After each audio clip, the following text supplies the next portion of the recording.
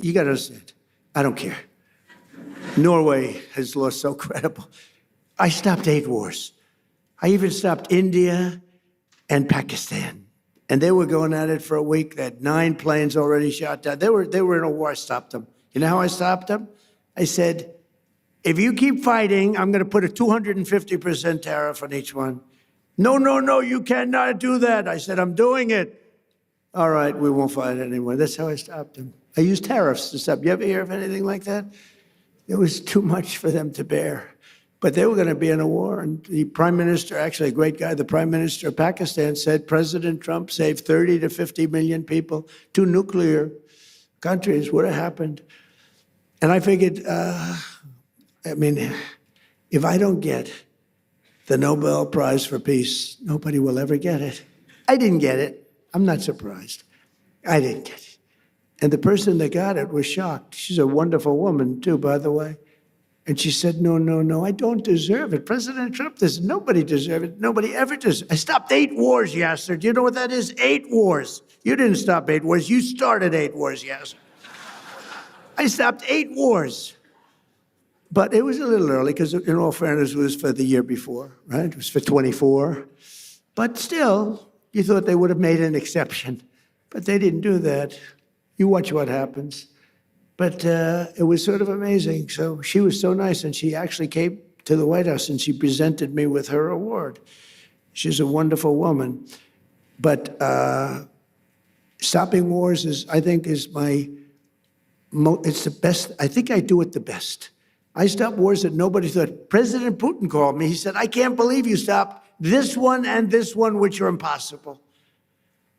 Azerbaijan, it was an impossible war to stop. We stopped it.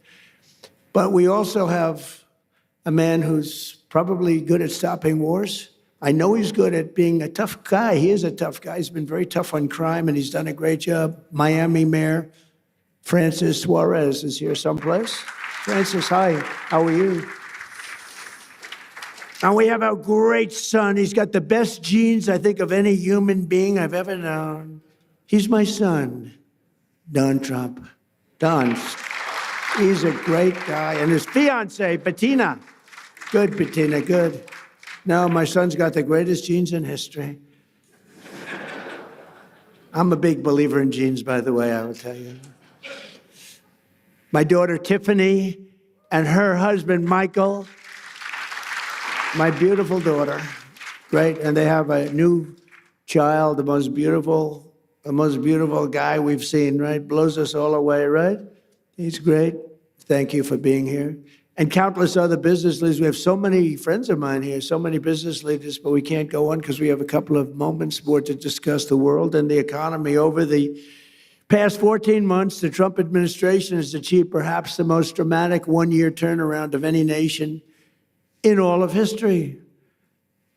A short time ago, a man that we just discussed, the king, the future king of Saudi Arabia, and I also love the king of Saudi Arabia, what a man he is. When I was there, we bonded. He would grab me to get up. He was a little frail at the time, and this was a long time ago, and he's still doing well. And he'd grab my arm to get up when I was sitting next to him. And they said that's the only time he's ever grabbed anybody. He would grab me all the time. And I said, I think he likes me. And he did like me, and he still likes me, and he's a great man, and say hello to him. He's a great guy with a great son. But a short time ago, we were together, and he looked at me, and he said, you know, it's amazing. 1 year ago, you were a dead country. Now you're the hottest country anywhere in the world. He didn't think this was going to happen. He didn't think he'd be kissing my ass. He really didn't. He thought he'd be just another American president that was a loser, where the country was going downhill. But now he has to be nice to me. You tell him he better be nice to me. He's got to be. But it was really something. He said, you know, it's amazing, President, because he's a very smart, but a regular kind of a guy. He said, you know, it's amazing, President. A year ago, in that case, it was a year and a half. It was 6 months ago. But a year ago, you were a dead country. Now you're literally the hottest country anywhere in the world. And that was before we beat the hell out of Iran. Now I think he's got to say even better. I think we have to up it. But he's fantastic. And everything we do, we're working to make America the #1 place on earth to do business. We passed the largest tax cuts in American history, including no tax on tips, no tax on overtime, no tax on Social Security for our great seniors. We provided 100% expensing and bonus depreciation so that anyone who wants to build a factory can deduct the entire cost of equipment and the entire factory in the first year. That used to take 38 years to do. You'd take it little drips. Now it's done. And a lot of people remember that my first 4 years was the most successful time we've ever had financially in the history of our country. We had an unbelievable success, but this is much better. And by the way, when this war ends, it's going to be like a rocket ship. I thought we were going to go down more, and I thought oil prices were going to go up higher than they are now. It's not finished yet. I'm not saying it's sort of finished, but it's not finished. It's got to be finished. And I thought that we would see a bigger drop in stock. It hasn't been that bad. It's sort of crazy. I hit 50,000 on the Dow. People said that wouldn't be possible within 4 years. I did it in 1 year. And then we hit 7,000 on the S&P. People said that's even harder than hitting 50,000 on the Dow. And I did that in less than 1 year. Toward the end of the year, both of them, we broke every record, every stock record we broke. And you're big beneficiaries because so many of you invest in the United States, and keep doing it because it's going to be a rocket ship. You watch. But then I said, all right, do I have to do this? We have a country that's sick and demented, and they have a nuclear weapon, or they want to have one. They were very close to getting it. Remember, they were 2 weeks away. They were 2 weeks away. If we didn't hit that, I call it the nuclear dust. I use the term nuclear dust. If we didn't knock the hell out of them, they would have had a nuclear weapon within 2 to 4 weeks, and they would have used it on you and on Israel and on everyone else. And I said, we really do have to stop and go on a little different journey for a little while and take them out and then go back to life.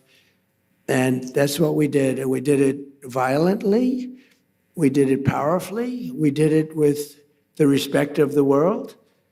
And we helped a lot of allies. And we learned about other allies. We learned that other allies weren't there.